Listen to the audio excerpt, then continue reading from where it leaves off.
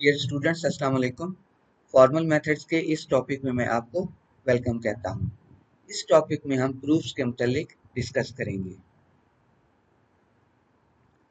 Proof होते क्या हैं? A proof refers to a rigorous demonstration और argument that establishes the correctness or validity of a particular claim or statement within a formal system. Proofs क्या होते हैं?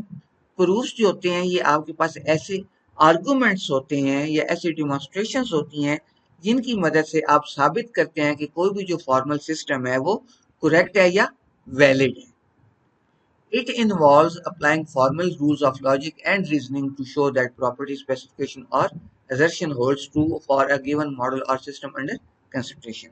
ये भी वही चीज है कि आप क्या करते हैं कि आप फॉर्मल रूल्स अप्लाई करते हैं या लॉजिक अप्लाई करते हैं या रीजनिंग अप्लाई करते हैं इन ऑर्डर टू शो के कोई प्रॉपर्टी जो है किसी भी मॉडल के अंदर या किसी भी स्पेसिफिकेशन के अंदर वो होल्ड कर रही है या वो प्रॉपर्टी ट्रू है। अब प्रूफ्स जो होते हैं आप उनको मुख्तलिफ पर्पसेस के लिए या मुख्तलिफ मकासद के लिए यूज करते हैं। तो पहला पर्पस जो है वो क्या है? Verification. Proofs are used to verify that a system meets its desired properties or requirements. Proofs क्या होते हैं? इनकी मदद से ये चीज साबित होती है कि कोई भी सिस्टम जो है वो कोई भी एक डिजायर्ड प्रॉपर्टी जो है उसको वो फुलफिल कर रहा है और करेक्टली फुलफिल कर रहा है। तो ये चीज जो है इसको आप क्या कहेंगे? वेरिफिकेशन। आप प्रूफ्स की मदद से किसी भी सिस्टम की वेरिफिकेशन परफॉर्म कर सकते हैं। नेक्स्ट है करेक्टनेस, यानी प्रूफ्स की मदद से आप क्या कर सकते हैं कि किसी भी सिस्टम की या किसी भी एल्गोरिथम की या जो भी आपने सिस्टम मॉडल किया है उसकी करेक्टनेस को प्रूव कर सकते हैं कि ये जो जिस भी बिहेवियर को मॉडल किया गया है ये करेक्टली मॉडल किया गया है, या किसी भी स्टेट को मॉडल किया गया तो ये करेक्टली मॉडल किया गया है। डेफिनेटली इससे क्या होता है कि आपके पास सिस्टम की रिलायबिलिटी जो है वो बढ़ जाती है। नेक्स्ट है refinement. Proofs are used in process of refining abstract models to more concrete designs.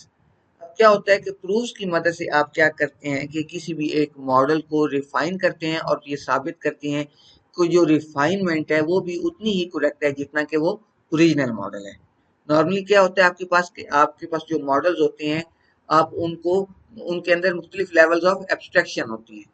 एक लेवल ऑफ एब्स्ट्रैक्शन पे आप कोई मॉडल बनाते हैं, फिर आगे आप उसको फर्दर रिफाइन करते हैं, फिर उसके बाद उसको थर्ड स्टेप में दोबारा रिफाइन करते हैं। तो ये आप कह लें कि हर रिफाइनमेंट में मजीद इंफॉर्मेशन जो है वो ऐड होती है। तो दूसरे लफ्जों में आप कह सकते हैं कि प्रूफ्स जो होते हैं वो इस चीज को साबित करते हैं कि ये जो रिफाइनमेंट्स हैं ये करेक्ट रिफाइनमेंट्स हैं। फिर क्या होता है कि प्रूफ्स की मदद से आप किसी भी सिस्टम की कंसिस्टेंसी जो है उसको प्रूफ कर सकते हैं। यानी ऐसा नहीं है कि मॉडल के किसी एक हिस्से में किसी भी रिक्वायरमेंट का कुछ एक मतलब है और उस मॉडल के किसी दूसरे पोर्शन में उसी रिक्वायरमेंट का कुछ और मतलब हो। तो प्रूफ्स की मदद से क्या आप कर सकते हैं कि किसी भी सिस्टम की कंसिस्टेंसी जो है उसको वेरीफाई कर सकते हैं, उसको प्रूफ कर सकते हैं। नेक्स्ट है कंप्लीटनेस, यानी प्रूफ्स की मदद से आप क्या कर सकते हैं कि किसी भी मॉडल की कंप्लीटनेस जो है उसको चेक कर सकते हैं, वेरीफाई कर सकते हैं। फिर हमारे पास आती है consistency of a formal method. Consistency क्या होती है? Consistency refers to a property of a formal system और a formal model where it does not contain conflicting statements, logical contradictions or incompatible assumptions.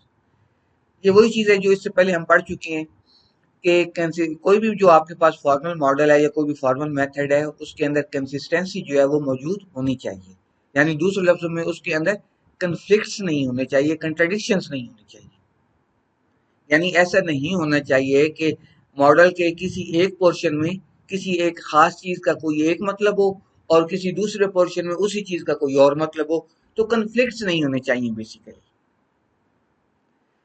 If a system is inconsistent, it could produce conflicting or unreliable outcomes when subjected to formal analysis, verification or reasoning. तो definitely जब भी आपके model के अंदर inconsistencies होंगी तो दूसरे लफ्जों में क्या है कि उसके अंदर कन्फ्लिक्ट्स होंगे। तो डेफिनेटली इनकी बेसिस पे जो सिस्टम बनेगा वो भी अनरिलायबल सिस्टम होगा। ठीक है।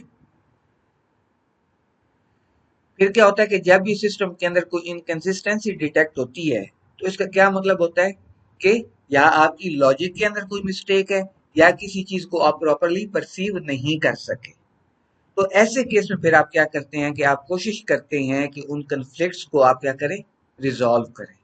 जब आप उन कन्फ्लिक्ट्स को रिजॉल्व कर लेंगे तो डेफिनेटली फिर क्या होगा कि आपके मॉडल की जो आप कह लें कि कंसिस्टेंसी है वो बढ़ जाएगी, इनकंसिस्टेंसी कम हो जाएगी। फिर ये है कि हमारे पास नॉर्मली ये जो इनकंसिस्टेंसीज हैं ये कब डिटेक्ट होती हैं, ड्यूरिंग फॉर्मल वेरिफिकेशन या ड्यूरिंग थ्योरम प्रूविंग। जब आप थ्योरम प्रूविंग कर रहे होंगे या आप फॉर्मल एंड वेरिफिकेशन कर रहे होंगे तो उस स्टेज पे आपके पास क्या होता है कि ये इनकंसिस्टेंसीज जो होती हैं ये हाईलाइट होती हैं। तो फिर आप क्या करते हैं कि इनको एड्रेस करते हैं, इनको रिमूव करते हैं और जो कन्फ्लिक्ट्स होते हैं उनको रिजॉल्व करते हैं, ताकि उस मॉडल की बेस पर जो सिस्टम बने वो एक रिलायबल सिस्टम हो, उसके ऊपर डिपेंड किया जा सके। फिर कंसिस्टेंसी जो है ये इंश्योर करती है कि आपके मॉडल के अंदर जो सिस्टम का बिहेवियर है वो आपने कंसिस्टेंटली मॉडल किया है, उसके अंदर कोई कंट्राडिक्शंस नहीं है, उसके अंदर कोई आप कह लें कि कन्फ्लिक्ट्स नहीं है। तो डेफिनेटली जब ऐसा होगा तो इसका मतलब है कि आप ऐसे सिस्टम के ऊपर रिलाई कर सकते हैं। यानी इसका एक मतलब ये भी है कि कंसिस्टेंट जो आपके पास मॉडल होता है उसकी बेस पे जो आपके पास सिस्टम्स बनते हैं वो रिलायबल सिस्टम्स होती हैं। फिर आप ये कह सकते हैं कि ये जो हमारे पास एस्पेक्ट है कंसिस्टेंसी वाला, ये फॉर्मल मेथड्स को इनफॉर्मल मेथड से अलग करता है।